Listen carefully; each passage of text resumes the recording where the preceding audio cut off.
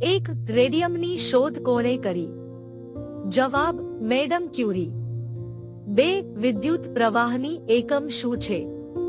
જવાબ એમ્પિયર. 3 જમીન પર કયું બળ કાર્ય કરે છે?